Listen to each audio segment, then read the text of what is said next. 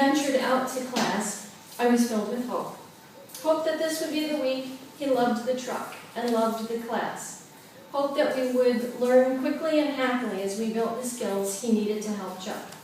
And each week, Boo paced, whined, and flailed about the tiny cab for the entire 45-minute ride to puppy class. I sang to him. Many dogs love music, and Boo was a big fan of ABBA. Water Boo was his favorite. I jollied him and I pleaded with him to magically calm down in hopes that he would understand the importance of his future work. It was in the middle of one of my songs when I realized how life-threatening this class was going to be for both of us. Navigating the truck onto a busy 4-lane highway always resulted in Boo climbing up my arm to the top of my head, trying all the way he could to escape from the loud, scary, accelerating metal boxes that seemed to be closing in on the scary metal box in which he was already trapped. By the time we got to class, he was stressed beyond belief, as was I. Stress and excitement combined to create the Boo tractor pull as we entered the training space the first day. And he plowed towards the other dogs in class who were working at military attention by comparison. Boo needed to communicate with the other puppies. Dogs still made more sense to him than some people. These puppies offered him something he understood in a new, confusing place. Boo, boo, boo, I called. In my no-fail, high-pitched call. No response. At home, this would always get him to turn his head and come running, but not here. I did, however, manage to get the attention of every other dog and human in class, leading some annoyed handlers to struggle to get their little toy soldier puppies back to sitting at attention while they tried to ignore the slapstick routine that Boo and I were rapidly becoming. I tried again. Ooh, toy, play, I squeaked. Squeaked the training toy I always had in my treat pouch. Nothing. Just tractor Boo towards the other dogs, who were far more fascinating than I could ever be. And of course, all once again looking at me, probably hoping they could have Boo's toy. Again, I heard muffled, frustrated comments from the other handlers as they tried to get their puppies to ignore my antics. I started making noises, horsey sounds, chicken sounds, sounds that I am sure solidified the growing belief among the other people in class that I was crazy. Oblivious to me, my silly Boo just kept vaulting in the direction of the nearest puppy. "I'm so sorry," I said to the other teams with a laugh that I hoped didn't sound as desperate as it felt. "He's just excited." As I spoke, the motion of Boo's vaulting jolted treats out of my hand and training pouch. Now every food-driven lab in that room was as interested in Boo, or at least the treats scattered around him, as he was in them. Some of the teams tried to politely move away from the rabble-rouser, while others made no effort to disguise their disdain for me and my mutt. As I continued to try to explain away my dog's behavior, Boo was shamelessly flirting with the other dogs by making every manner of monkey noise a dog could make. Vaulting wildly at the end of the tight leash, he was unable to relax or focus on me. It was clear that he was starting to have trouble breathing because of the pressure on his throat. So I moved towards him by simply keeping pressure on the leash and then moved closer to him without letting him pull forward. As soon as I was close enough, I slipped one hand under his collar, placed the other over his breastbone to relieve some of the pressure on his throat, and once he was no longer pulling, I squished his butt into a sit. He was still making his bizarre monkey noises, but at least he was stationary. I don't like to squish a dog into a sit, and never advise clients to do so. Forcing a dog into a sit does not teach a reliable sit. It teaches the dog that you are forceful and that he has two choices: comply with your force or fight back. But I figured if I didn't contain him soon, we'd be tossed out of class.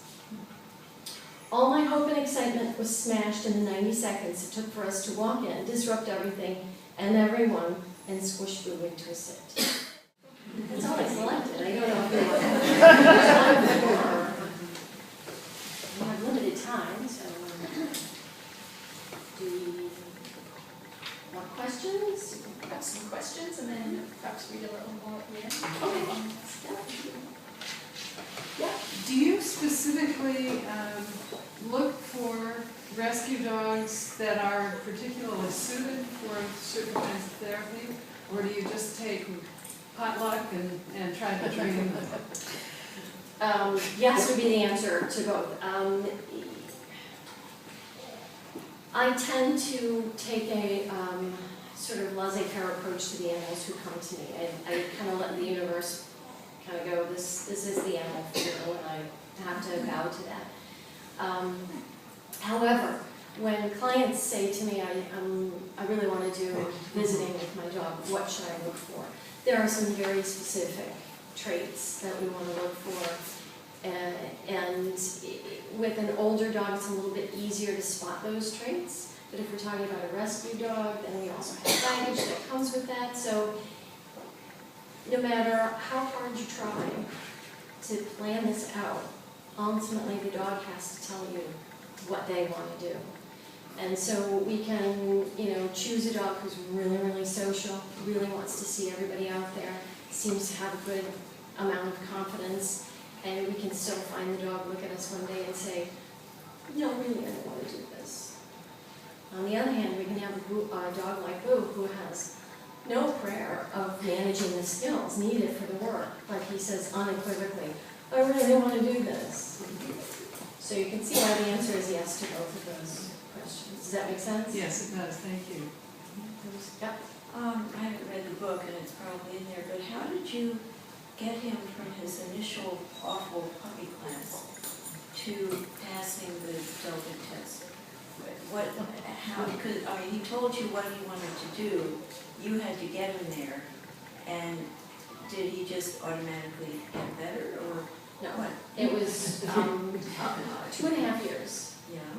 of very slow, very painstaking desensitization and socialization and trying to figure out what it was that I could do to get Boo to sit. One positive thing we had going for us at this point in Boo's training was that humans now made sense to Boo. He started to love going out to see people on our training and socialization adventures. I just needed to find a reinforcer that he would respond to away from home. One day I wondered, well, he's an outside-the-box dog, so why am I using treats from inside a box?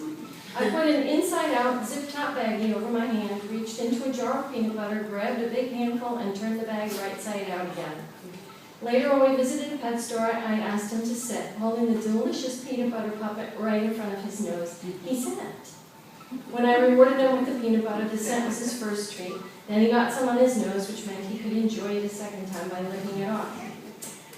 He repeated the sit, and I knew I had found Boo's reward.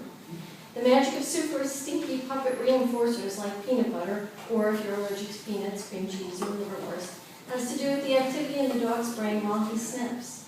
Dogs have as many as 250 million olfactory receptors in their nasal cavities, compared with humans who have only 5 to 40 million. Because so much of the dog's brain is involved in processing scents, from the forebrain way back to the limbic system, stopping for a chat in between with our friend the amygdala, the holy crap center of the brain, stronger scents can jolt a dog out of a distracted state and get him to focus when not much else can. It's as if the door to the dog's thinking brain were being held shut by emotion. Super stinky reinforcers make the emotion ease up just enough for us to get the door to the thinking brain open just a little.